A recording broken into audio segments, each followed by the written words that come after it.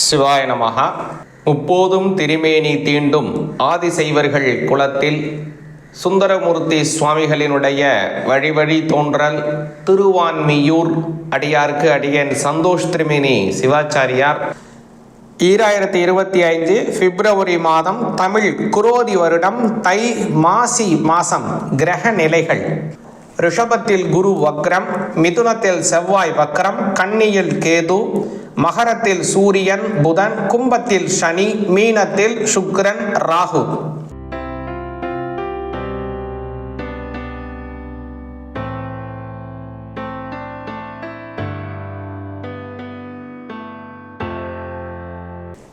மேசராசியாகிய உங்களுக்கு பிப்ரவரி மாதம் 2025 எப்படி இருக்குங்கிறத விரிவாக பார்ப்போங்க. மேசராசிக்கு பார்த்தீங்க அப்படின்னா இந்த மாதத்தில் பலவிதமான அஸ்ட்ராலஜிக்கல் ஃபினாமினன் நடக்குது. என்ன அப்படின்னா, முதல்ல உங்களோட ராசிநாதன் 3ஆம் பாவத்தில் வக்ரகதியில் தான் ஆரம்பிக்கிறாரு. அதே போல் குரு பகவானும் 2ஆம் பாவத்தில் வக்ரகதியில் ஆரம்பிக்கிறாரு. கேது பகவான் இந்த மாதம் முழுவதுமே, பிப்ரவரி மாதம் முழுவதுமே பார்த்தீங்கன்னா உங்களோட 6ஆம் இடத்துல இருக்காருங்க. அப்புறம் ராகு பகவான் உங்களோட 12ஆம் இடத்துலையும், சுக்கிர பகவானும் அதே 12ஆம் இடத்துல தான் இருக்கார். சூரிய பகவான் அவர் ரொம்ப முக்கியம் இல்லைங்களா, உங்களுக்கு 5ஆம் அதிபதி. அவர் முதல்ல 10ல் இருக்கார். அப்புறம் முக்கியமாக இந்த மாதத்தில் அவர் 11ஆம் பாவத்துக்கு மாறுறாரு. சரியாக சொல்லப்போனால் பிப்ரவரி மாதம் 13ஆம் தேதி அவருடைய மாற்றம் வருது. இல்லை இன்னொரு சிறப்பான நல்ல விஷயங்கள் என்ன அப்படின்னா, 2ஆம் இடத்துல இருக்கக்கூடிய குரு பகவானும் வக்ரத்தை நிவர்த்தி பண்ணுறாரு. அதே போல் செவ்வாய் பகவானும் வக்ரத்தை நிவர்த்தி செஞ்சுக்கிறாரு. அப்புறம் புதன் 3 ராசிகள் மாறுறாரு. முதல்ல ஆரம்பிக்கும் போது அவர் மகரத்தில் ஆரம்பிக்கிறாரு, அப்புறம் கும்பத்துக்கு வராரு, கடைசியில் பார்த்தீங்கன்னா மீனத்தில் தான் இந்த மாதத்தில் அவர் முடிச்சுக்கிறாரு இல்லைங்களா. சரி, இது ஒரு பக்கம் போட்டுங்க. இதனால் எனக்கு என்னங்க நன்மை அப்படின்னு உங்களுக்கு கேட்குறீங்க இல்லையா. அதுக்கு என்ன அப்படின்னா, மேசராசிக்காரங்களுக்கு என்ன ஒரு அதீதமான நன்மை அப்படின்னா, நல்ல மாற்றங்கள் ஏற்படும்.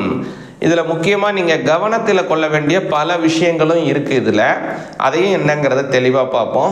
முதல்ல இந்த மாதத்தில் எதெல்லாம் உங்களுக்கு நல்லா ப்ளஸ்ஸாக இருக்குங்கிறத முதல்ல பார்த்துருவோம். முதல்ல உங்களுக்கு 2 இருக்கக்கூடிய குரு பகவான், அவர் 12ஆம் அதிபதி, 9ஆம் அதிபதி, 2ஆம் பாவத்தில் இருக்காருங்க. அவர் வக்ரகதியில் போயிட்டு இருக்கிறாரு. அவரும் அந்த வக்ரத்தை நிவர்த்தி செஞ்சிடறாரு. பிப்ரவரி மாதம் 11ஆம் தேதி செவ்வாய்க்கிழமையில் 2ஆம் பாவத்தில் இருக்கக்கூடிய குரு பகவானும் வக்ரத்தை நிவர்த்தி பண்ணுறாரு. 2ஆம் இடத்துல குரு உங்களுக்கு வக்ரத்தில் போகிறது நல்லது தான். இருந்தாலும் கூட ஒரு வக்ரத்தை நிவர்த்தி செய்யறதுனால இன்னும் உங்களுக்கு நன்மை அதிகமாக கிடைக்கும். இது எந்த மாதிரியான நன்மையை கிடைக்கும் அப்படின்னு பார்த்தீங்கன்னா, அவர் 12ஆம் அதிபதி இல்லைங்களா, அதனால் பழைய விதமான முதலீடுகள் ஏதாவது செஞ்சுருக்கீங்க, ரொம்ப வருஷத்துக்கு முன்னாடி ஏதோ முதலீடு பண்ணியிருக்கீங்க, ஏதாவது பணம் கொடுத்துருக்கீங்க, இல்லைன்னா ஏதோ ஒரு விஷயத்தை பொருளை ஒருத்தவங்கள்ட்ட கொடுத்துருக்கீங்க, அது திரும்பி வரல, அவர்கிட்டேருந்து கொடுத்த பணம் திரும்ப ரிட்டர்ன் ஆகலை, இல்லை ஏதோ ஒரு முதலீடு செஞ்சுருக்கீங்க, அதுலேருந்து எதுவுமே உங்களுக்கு ஒரு பிரதி உபகாரம் வராமல் இருக்குது. இதை என்ன செய்யலாம்னு நீங்கள் நினச்சிக்கிட்டு இருந்தீங்கன்னா, அந்த பிரதி உபகாரம், அந்த பழைய முதலீட்டின் மூலமாக ஒரு நன்மை கிடைக்கிறதுக்கு ஒரு வாய்ப்பு இப்போ உங்களுக்கு உருவாகுது. இந்த குரு பகவான் வக்ரத்தில் செல்லுவதற்குரியதை நிவர்த்தி செய்யறதுனால அது உங்களுக்கு இந்த சமயத்தில் ஒரு பெரிய பிளஸ் அப்படின்னு சொல்லலாங்க மேசராசிக்காரங்களுக்கு. அப்புறம் பார்த்தீங்க அப்படின்னா, 10ஆம் பாவத்தில் இருக்கக்கூடிய சூரிய பகவான் 5ஆம் அதிபதி 10ல் போறதுனால உங்க குழந்தைக்கோ உங்களுடைய வீட்டில் இருக்கிற மற்ற யாருக்கோ வேலை கிடைக்காம இருக்கு, அல்லது ஒரு வேலை செஞ்சிட்டு இருக்காங்க, அது அவங்களுக்கு திருப்தியா இல்லை, அல்லது வெளியூருக்கு வெளிநாட்டுக்கு போகணும்னு முயற்சி பண்ணிட்டு இருக்காங்க, அது சம்பந்தமான வேலை அவங்களுக்கு பொருந்தி அமையாம இருக்கு. இப்படியெல்லாம் இருக்கக்கூடிய உங்க குடும்ப உறுப்பினர், அது உங்க குழந்தையா இருக்கலாம், உங்க தம்பியா இருக்கலாம், இல்லை உங்க அக்காவா இருக்கலாம், அது மாதிரி யாரோ ஒருத்தவங்களுக்கு கிடைக்காம இருக்குன்னா அது என்ன செய்யுது அப்படின்னா, இந்த சூரிய பகவான் 5ஆம் அதிபதி 10ஆம் இடத்துலயும் இருந்து 11ஆம் பாவத்துக்கு போறதுனால உங்கள் குடும்ப உறுப்பினர்களுக்கு அது ஒரு நல்ல பலனை தருது. குறிப்பாக அவங்க வேலை சார்ந்த விஷயத்தில் அவங்களுக்கு ஒரு உயர் பதவி கிடைக்கிறதுக்கோ அல்லது வெளி இடத்திற்கு ஒரு பெரிய மாற்றம் ஏற்படுவதற்கோ நல்ல வாய்ப்பை இது உருவாக்கி தருதுங்க இந்த சூரிய பகவானினுடைய பயிற்சி. அதனால் இது ரொம்ப நல்ல அமைப்புன்னு சொல்லலாம். அதுக்கு முன்பாகவே பார்த்தீங்கன்னா புதன் உங்களோட 10ஆம் இடத்துல இருந்து 11ஆம் பாவத்துக்கு வந்துடுறாரு. இப்போ இந்த 3ஆம் அதிபதியாக இருப்பவர் வந்து பார்த்தீங்கன்னா உங்களோட 11ஆம் இடத்துல வர்றாரு. 6ஆம் அதிபதி 11ஆம் இடத்துல போறாரு.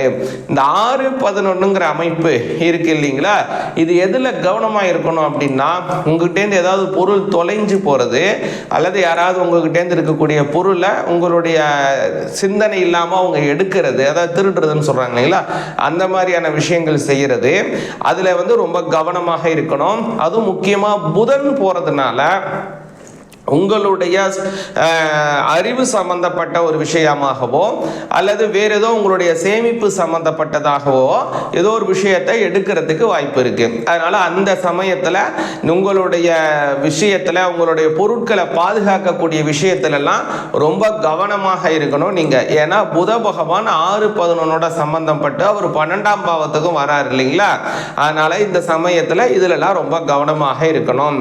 அப்புறம் முக்கியமானது இன்னொரு என்ன அப்படின்னு கேட்டீங்க அப்படின்னா, பிப்ரவரி மாசம் 21ஆம் தேதி பாத்தீங்க அப்படின்னா செவ்வாய் பகவான் வக்கரத்தை நிவர்த்தி செய்கிறார். உங்க ராசிநாதன் செவ்வாய் பகவான்.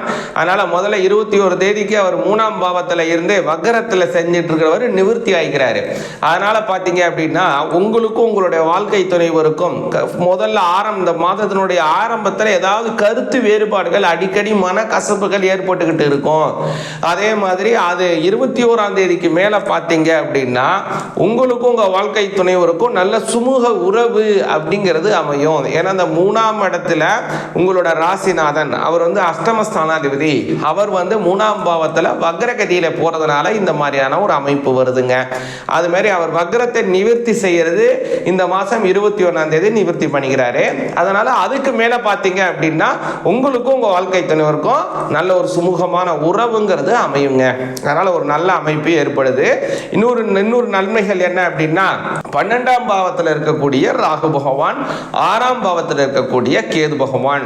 இந்த கேது பகவானை இதுவரையில வந்து வக்ர பார்வை பார்த்துட்டு இருந்த குரு பகவானும் நேர்பார்வை பார்க்க ஆரம்பிச்சிடுறாரு.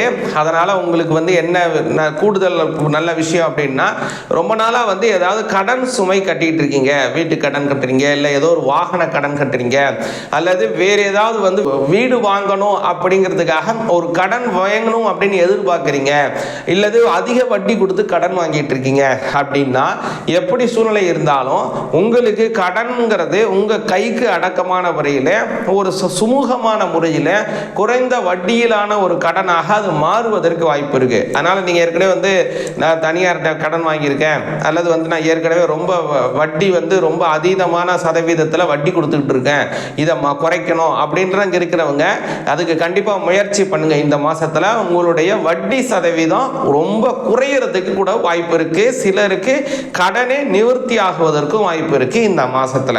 அதனால இந்த மாதிரி விஷயத்தை நீங்க கண்டிப்பா முயற்சி பண்ணுங்க மேச ராசிக்காரங்க. அடுத்து வந்து இந்த மாசத்துல உங்களுக்கு ரொம்ப சாதகமான விஷயம் என்ன அப்படின்னா, சூரிய பகவான் அவர் ஒரு நல்ல இடத்துக்கு வராரு இல்லைங்களா, 10ஆம் இடத்துல இருந்து 11ஆம் இடத்துக்கும் மாறுறாரு இல்லைங்களா.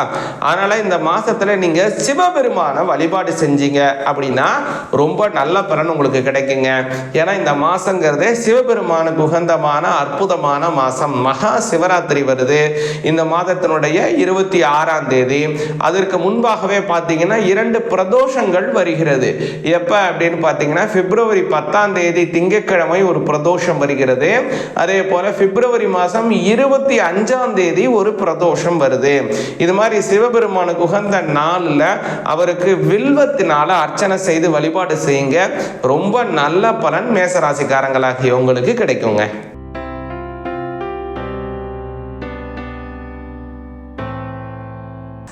வாக்கிய முறைப்படியான பஞ்சாங்கம் சரியா, திருக்கணித முறைப்படியான பஞ்சாங்கம் சரியா?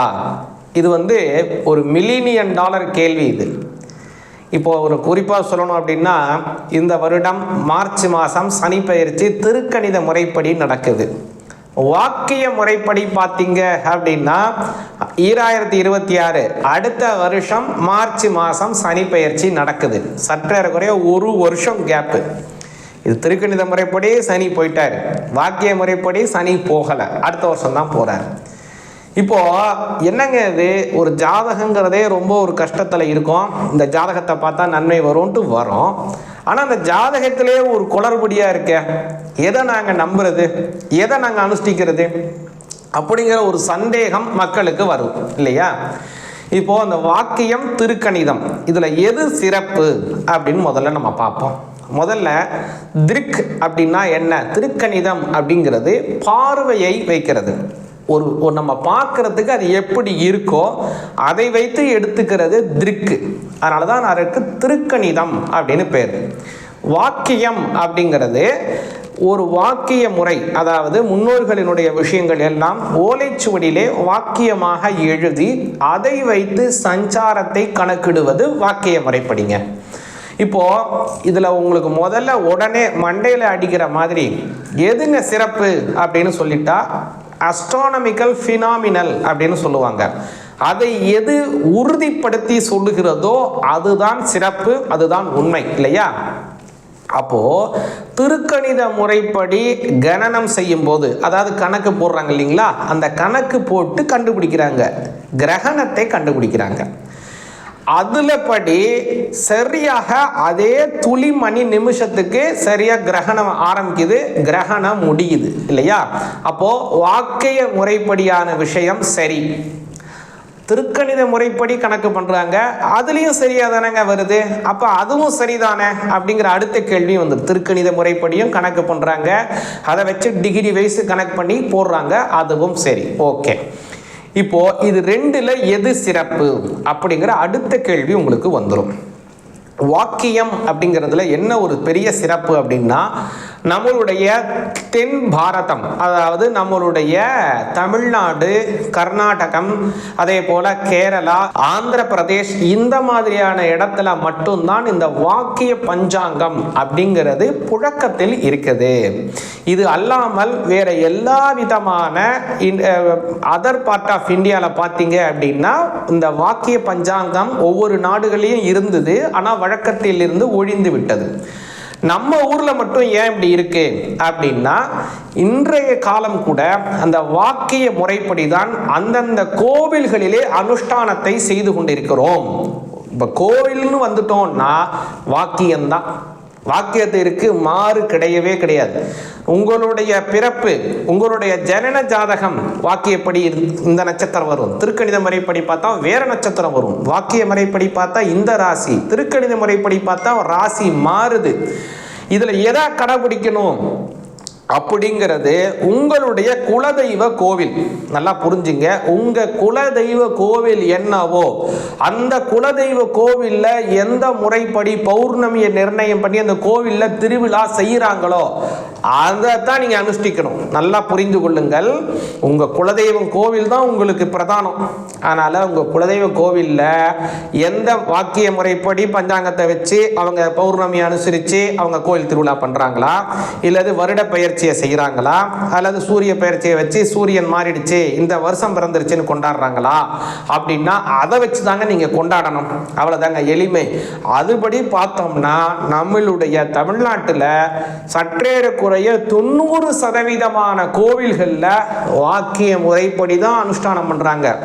ஆதீனங்களினுடைய கோவில்கள், அதே போல ஹெச்ஆர்என்சிக்கு சம்பந்தப்பட்ட எல்லா கோவில்களிலும், அதே போல பாண்டிச்சேரி அரசாங்கத்துக்கு பாத்தியப்பட்ட திருநள்ளாறு கோவில், மணக்குள விநாயகர் போன்ற எல்லா விதமான கோவில்கள்லையும், அதாவது திருநள்ளாறுங்கிறது சனி பகவானுக்கு உண்டான பிரத்யேகமான இடம், அது மாதிரி இருக்கக்கூடிய எல்லா கோவில்களிலும் வாக்கிய முறைப்படி தான் அனுஷ்டானம் செய்கிறாங்க. அதனால வாக்கிய முறைப்படியான பஞ்சாங்கத்தை படித்தான் நான் பலன்களை அனுசரிப்பது நமக்கும் நல்லது, நம்ம குடும்பத்தாருக்கும் நல்லது, நம்மளுடைய சந்ததிகளுக்கும் நல்லது. சிவாய நமஹ.